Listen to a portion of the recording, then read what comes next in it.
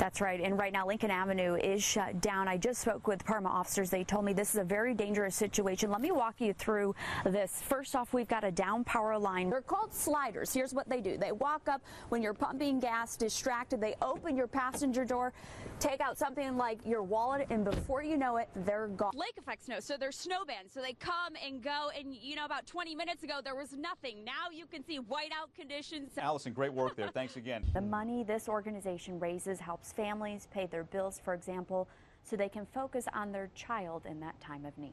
Yeah, Ladies, sleep in tomorrow. A new study claims that we use our brains actually more actively than men, so we need more sleep. According to a joint study with British sleep science researchers and the National Sleep Foundation, women need 20 more minutes of sleep than men. Huh. That's because we tend to multitask, yes, and we use more of our actual brain than men, according to that study. A huge thank you to those volunteers. Happening today, Willoughby Hills is holding a city council meeting tonight. This comes on the heels of a heated battle amidst city officials. Willoughby Hills Mayor Bob Wager ordered the removal of 6 out of 7 city council members after they allegedly passed illegal ordinances. Now, the city then filed a temporary restraining order against him in an attempt to block him from revamping the council.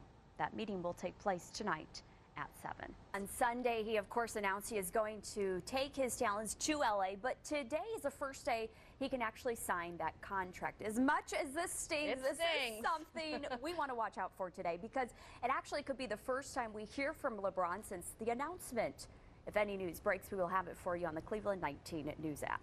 Overnight in our alert desk, we've learned an official cause of death for the American college student released by North Korea will remain a mystery. Good morning, everyone. I'm Cleveland 19's Alyson Bruner. All morning we've been in Macedonia just tracking some of the storm damage. I want to flip this camera around just to show you what we are seeing on the ground here. And no, what? You can recycle these at a grocery store. All right, I'm done. But you can't recycle them for the city of Cleveland. Yeah. Alyson, I just put those in the recycling bowl last night. $100. Yep, $100. This is crazy. Definitely. Peak flu season is still a couple of months away, but Cleveland 19's Denise Sorella explains you'll be better protected if you get it right now. Hundreds of Cleveland homes right now are exposing our neighbors, especially our kids, to toxic lead substances. We look at them as killers, because behind them, if a child is diagnosed with lead and we don't do something about it, it leads to less education, inferior job, which could lead to crime. Former City Councilman Zachary tells me he's been dealing with lead issues for decades. They're big all around the city, not just here in this community. Yet children like Jackson Elkins keep suffering from lead poison with serious results. His immune system's really low. It needs to be taken more serious. Just look at the numbers. In Cuyahoga County alone, nearly 2,000 kids under the age of 6 were exposed to dangerous levels of lead. Robin Brown says her daughter was one of them. Issues with her stomach, hyperactivity, aggressive. Robin was renting in the Mount Pleasant area and found out after moving in her home had lead inside. Fortunately, my doctor was adamant about taking a lead poison test. Now we're going to be able to notify the people not only within that house, but the people who may come to that house that there's a problem here. We should have been doing it yesterday.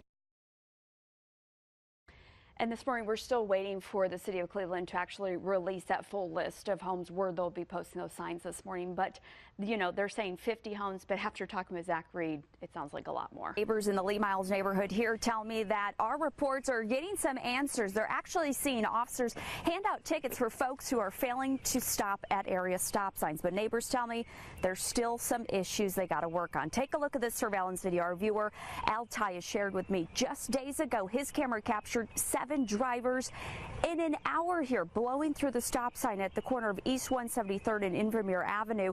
You could see the stop sign in the upper right-hand corner of your screen. Situations like this has neighbors worried about what might happen to their kids. I took that question to the city, where I found the city's media relations director in the hallway. If your daughter was walking in that area and got hit by a car because somebody didn't stop at a stop sign. Really, that whether it's my daughter or someone else's, I'm just as concerned, very concerned.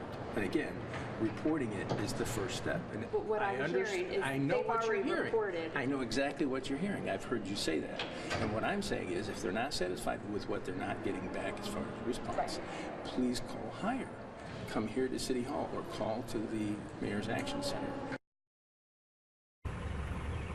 Following this interview, Dan told me neighbors will see more patrols in the area, and the city is working on a plan to resolve this issue right now. Now, I can tell you I did call with neighbors, the Mayor's Action Center, after our phone call. Neighbors told me they did see more patrols in the area. New this morning, I got these complaints from the city, nearly a half dozen complaints in the past 6 weeks. We are following this story for you throughout the morning. We're going to have live interviews coming up in our 6 o'clock hour with neighbors here in the Lee Miles neighborhood. Getting answers, Alyson Bruner, Cleveland 19. Great. Thank you, Alyson, for that great report. So if you have questions,